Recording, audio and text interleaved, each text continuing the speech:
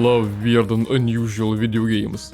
Games that dare to stand out and do something unique, even if they make the player get out of their comfort zone a little. Throughout the years I've been taking a look at many such games in this channel and looking for the weirdest games around, whether it's the visuals that stand out, some really bizarre storytelling, or just really oddball gameplay. Often a mix of all these. This time I have 3 video games that share a common theme: hell. They're all ultra-stylized infernal experiences, and while they all have some similarities to one another, they're also all very unique in their own right. So without further ado, let's get into it.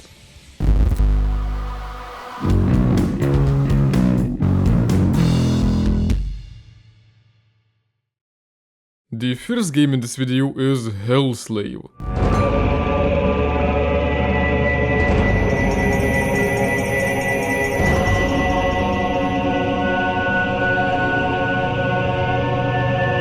This is the second game from Ars Goetia, and quite the shift in genres. I had covered their previous game, The Blind Prophet, in another video, and it was a very stylish, gothic, point-and-click adventure. Hellslave, on the other hand, is a dark fantasy turn-based RPG. The premise of the game is that there used to be a peaceful land, but the Fire Nation demons attacked. Almost got it. The protagonist decides that the only way to defeat the demons is by selling his soul and getting demon powers.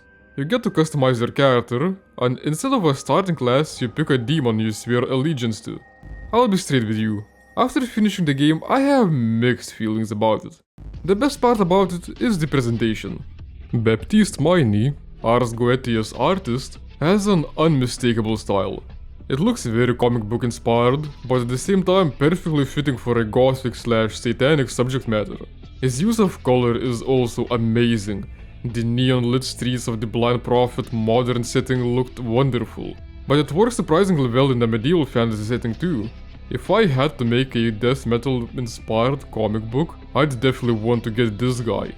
Coming from a point-click adventure, I honestly expected more of a story, but Hellslave barely has any plot, which I was surprised by.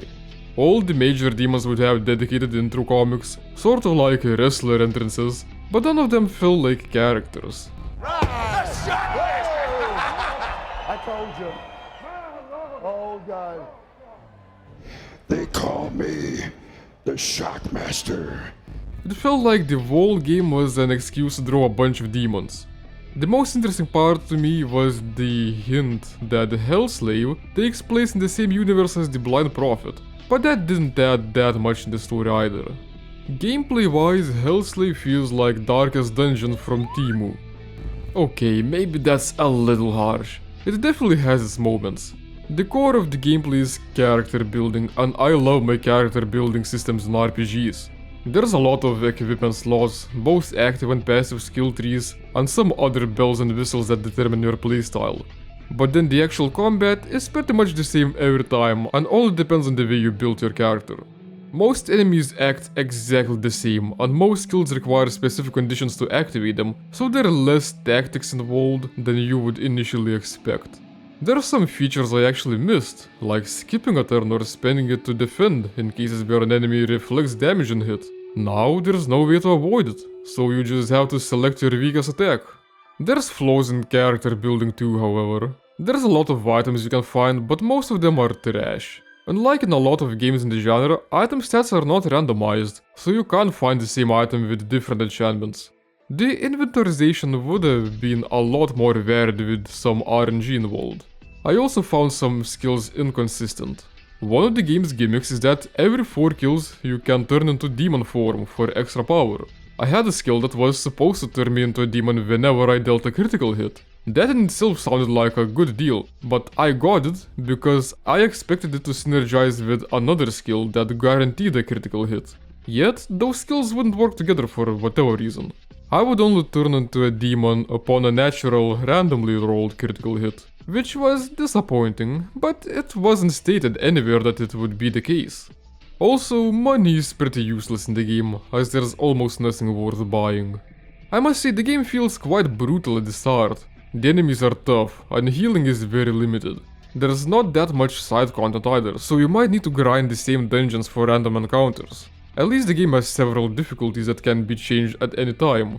I should mention that all classes share the same skill tree, just start at different spots in it, a bit like in Path of Exile.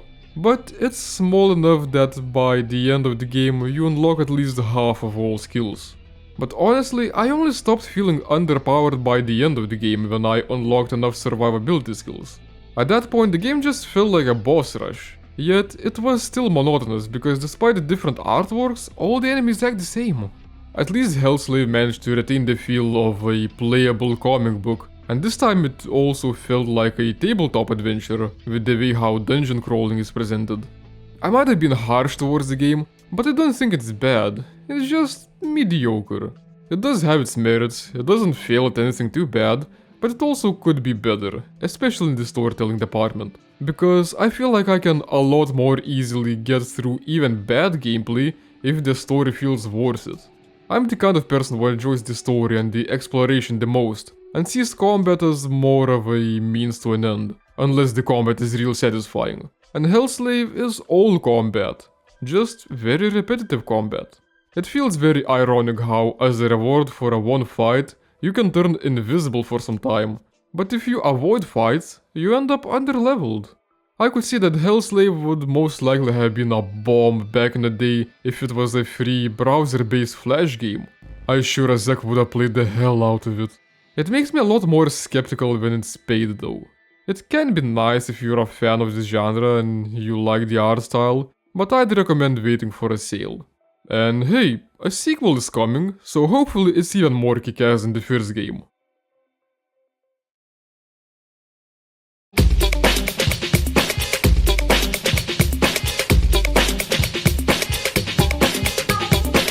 Next up is Hellboy, Web of Wyrd. Weird? It's weird. Hellboy, Web of Wyrd is a third-person beat-em-up roguelike, and holy heck it looks just like the original Hellboy comics. I guess I don't know that much about the comics. I've seen the live-action films with Roald Perlman, those are pretty cool. But right off the bat the visuals are very striking, and they were obviously what got me curious about the game. I'm very much a fan of stylized shaders like that, and I've dabbled in them myself. The game itself is pretty simple though, and it feels a bit like Baby's first roguelike, except the Baby is the developer in this case. Both the enemy variety and the player moveset are very limited. The levels also feel pretty bland from the gameplay perspective and barely differentiate from one another. In between levels you drop into this mystical house that is your hub of operations, where you can chat with your team members, who are all nicely voice acted, and the dialogue is pretty cheeky in a good way. And you can also buy permanent upgrades to your gear and moves. There are also some buffs you can receive during a level run, but they barely feel like they matter, making all the runs blend together in a monotonous slog. Look, I'll be honest, I'm not a huge fan of roguelikes, but there are some I really enjoyed, like Crypt of the Necrodancer, or lately I've been hooked on Balatru. Aside from having inventive mechanics, those games are also fun to play over and over again because every run feels different. You keep getting different items, making different builds and so on. Meanwhile Hellboy, Web of Wyrd has very simple mechanics, very simple level design, and next to no variety between runs. Oh, and a minimap or at least a compass would be very helpful to navigate the same looking areas.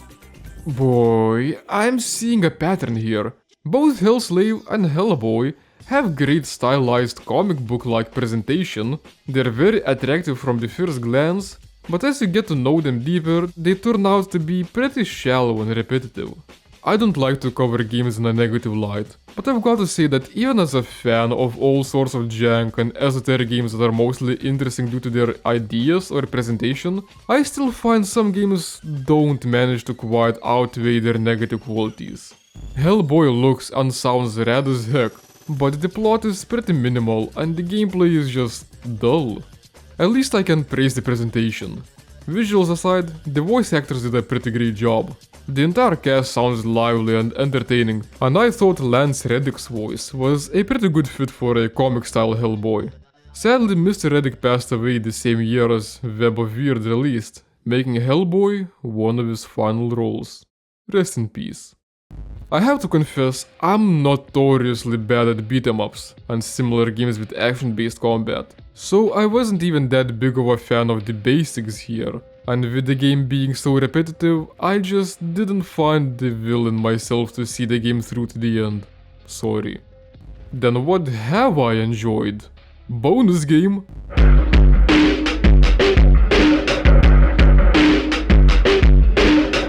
I don't really want to go deep into this one in this video, but I quite enjoyed Hellblade, Senua's Sacrifice.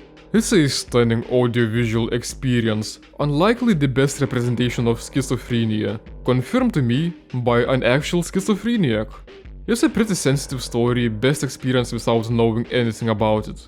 The voice actors did a crazy good job in this game, and the overall audio design was great. The visuals don't lag behind either, seamlessly blending gorgeous graphics with FMV elements.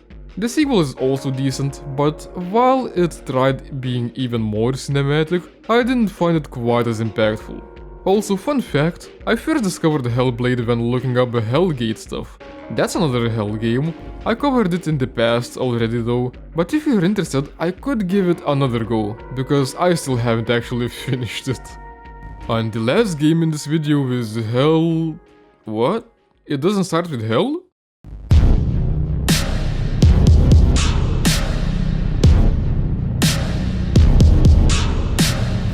Mortal Sin is a first-person roguelike brawler and Nikola Tedorovic's debut video game. But wait, roguelike mechanics with an ultra-stylized aesthetic again. Is this going to follow the same pattern? Well, let's find out. I started the game as a berserker with a Mark of the Struggler, a reference so on the nose it's pretty much digging inside it all the way to my brain. I went around smashing a bunch of monsters with my giant sword. Well, it was too big to be called a sword. Massive, thick, heavy, and far too rough. Indeed, it was like a heap of raw iron. At first things were quite confusing. There was something akin to upgrades, but I didn't really understand what they did and just chose things based on big number go up, and proceeded to button mash my way through, and after my first play session, I was a little underwhelmed at the monotonous gameplay, but it was when I returned to the game when things got better. Turns out all I needed to do was die for the first time to unlock the class selection, and I just refused to do that. I think it was patched that you get shown character selection on your first run, so you know there's more than just the berserker with the greatsword. There are quite a few classes you can unlock and every single one plays differently, so there's a lot of replay value immediately, just to try out every single class to see which ones you like, and then more on top of it to actually beat the game. The gameplay is pretty unique, I must say. First-person melee fighting games are rare, because it's not easy to pull them off, but I also really love the concept. So this time I wasn't drawn into the game just for the visuals, although that helps too. There's something like Dark Messiah of Might and Magic that made the fighting mechanics very simple, but also very enjoyable, to the point where it's still pretty much the gold standard all these years later. And yes, we've got the obligatory kick button here. Then there's something like Kingdom Come Deliverance, that attempts to make the fighting as realistic as possible, and includes all sorts of combos and maneuvers. Mortal Sin is somewhere in the middle. The basics are simple enough that you can just button mash and be more or less fine. But then there's also combos, and that's something that intimidated me at first. You can chain several different attacks to perform some combo with a special effect. Every single class has a different set of combos, and I'm bad at memorizing combos. There is an auto combo option, and that's what I used at first. But I didn't find it very useful, so eventually I decided to buy the bullet and try learning some of the combos, and that's when the game transformed completely. You don't have to memorize everything, especially since some of the combos can get pretty long, but learning just 2 or 3 per class can make the game a lot more tactical. The combo system and the multiple difficulties introduce quite a high skill ceiling to the game. It might sound like I'm describing a beat-em-up, but the roguelike mechanics are also there. Throughout the run, you get different weapons and pieces of armor with different stats and enchantments. Every single piece of gear has durability, so you're incentivized to keep switching them. But actually, that durability is mana, so it would make sense why you can repair your favorite pieces of gear with a potion. I found the non-gear random upgrades to be even more interesting. There's stuff that straight up upgrades. They might require a piece of gear to activate, but they might transform an entire run. For example, I had found an upgrade that creates an explosion around me whenever I drink a potion. So that made healing a lot more tactical, but also risky, because I would want to run into a crowd of enemies when low on health to do maximum damage. There are also the run-long boons you can get that give some sort of a bonus, like increased gear drop levels, but it also bestows a curse that might make the limbed enemies go berserk or something like that. A very much risk-reward kind of system. And yes, you can take enemies apart limb by limb. It's pretty brutal. And finally, I should touch upon the presentation. As you can already see, Mortal Sin looks wild. The visuals are very unique, and certainly attention drawing for me. If the previous games in this video were stylized to look like comic books, Mortal Sin looks like a photocopied Doom metal cover, with all the flat shading and limited color palettes and bright accents. I love it. Apparently it was too much for some people, and I can see why, so a realistic mode was developed for them. And I guess that's nice that there is an option. I just have a problem that it seems to be on by default, and I think that's the inferior look of the game. It might be called realistic, but the shading is still very much stylized, just with more normal colors. 1. It just looks a lot more boring to me than the triple look. But 2. Ironically, I found the more stylized look to be actually more readable. Mortal Sin is a fast and chaotic game, so being able to tell what's what at a moment's glance is important, and the stylized look makes all the important objects a bright color, while the environment objects are a lot more muted to not be distracting. The enemies might be bright blue, while all sorts of traps like swinging axes or spikes from the ground are bright red or something like that. There's actually plenty of cool color schemes to choose from, and the backgrounds stay black and grey, so you would only pay attention to what's most immediately important. The sound design is serviceable, it's nothing groundbreaking, but both the sound effects and the soundtrack did all they needed to do. So overall, I'd say Mortal Sin is a game that's nice to just have a run or two per day to see if you can get further than the last time and what kind of builds you can roll. It actually seems to incentivize consecutive runs too, by granting a buff for the next consecutive run after you die, so I can see it getting addicting too. And that's it for this time. I've had quite a hellish experience slaying a myriad of demons in these magnificently stylized worlds. Some of these experiences might have been smoother than others, but I think all of these games do something that deserves attention. Thank you so much for watching. Don't forget that you can support the channel at my Ko-fi page, and see you in another video.